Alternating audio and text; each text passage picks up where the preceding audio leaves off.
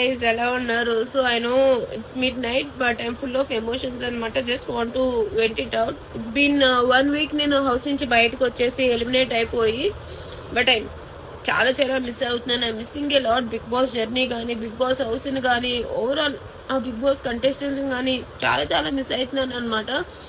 మీరు నమ్ముతారో లేదో, నేను హౌస్ నుంచి వచ్చాక ఒక ఎపిసోడ్ కూడా చూడలేదు అనమాట. I just want to like ఏంటో చూద్దాం అనుకున్నా సరే ఐ కాంట్ అనమాట. ఐ కాంట్ ఎబుల్ టు, అరే నేను ఉండాల్సిన దాని కదా, నేను ఇట్లా ఉంటే ఇట్లా చేసేదాన్నేమో, ఇట్లా మాట్లాడేదాన్నేమో అని చెప్పి వేరియస్ థాట్స్. అసలు ఒక్క ఎపిసోడ్ కూడా చూడలేకపోతున్నాను అనమాట. ఏదో రీల్స్ లో వస్తున్న చిన్న చిన్న క్లిప్స్ చూస్తున్నా సరే చాలా మట్టుకు అవి కూడా స్కిప్ చేసేస్తున్నాను అనమాట. ఏవో నా మీద ఎడిట్స్ వచ్చినవి చూడటం తప్ప అసలు వేరేవేవి చూడట్లేదు. Don't know what is happening in Bigg Boss house. But ఈరోజు ఎక్కడ చాలా బాధ అనిపించింది అంటే, హైపరాది గారు వచ్చారు, అలాగే సింగర్ సాకేత్ గారు ప్యారడీ సాంగ్స్ పాడుతున్నారు కంటెస్టెంట్స్ మీద అన్నప్పుడు చాలా చాలా బాధగా అనిపించింది. అరే నేనుంటే కూడా నా మీద పనిచేసేసేవారేమో, నా మీద కూడా పాటలు పాడేవారు కదా అని చెప్పి. ఎందుకంటే I'm literally waiting for Hyper Aadi గారు. దసరా ఎపిసోడ్ నుంచి కూడా నేను అంటూ ఉండేదాన్ని అనమాట, హైపరాది గారు వస్తారేమో, మన మీద ఏం మాట్లాడతారో, మన మీద ఏ పని చేసేస్తారో అని చెప్పి. బట్ ఫైనల్ గా అతను వచ్చేటప్పుడు నేను లేను అని చెప్పి ఆ బాధ ఎక్కువ ఉంది. చాలా చాలా మిస్ అయ్యాను అనమాట ఈ రోజు ఎపిసోడ్ మాత్రం.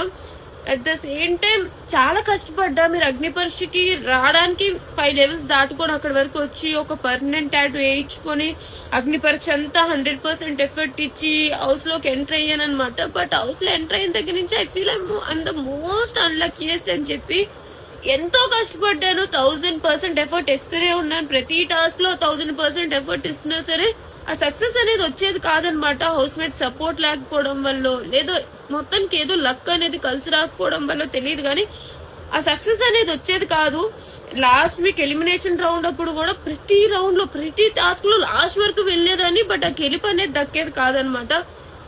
అండ్ మోర్ ఓవర్ ఎక్కువ అన్లక్కీయెస్ట్ ఎక్కడ ఫీల్ అయ్యాను అంటే, ఇన్ని బిగ్ బాస్ సీజన్స్ లో ఇట్లా ఎవరు ఎలిమినేట్ అవ్వలేదు. అది ఫేర్ అని పక్కన పెట్టేస్తే ఏవి లేకుండా ఏ బిగ్ బాస్ కంటెస్టెంట్స్ బయటికి రాలేదనమాట. నేను 5 weeks ఉండి కూడా ఒక బిగ్ బాస్ మెమరీ కోసం ఒక జర్నీ ఏవి లేకుండా బయటకు వచ్చాను. అదే చాలా బాధగా అనిపిస్తుంది అనమాట.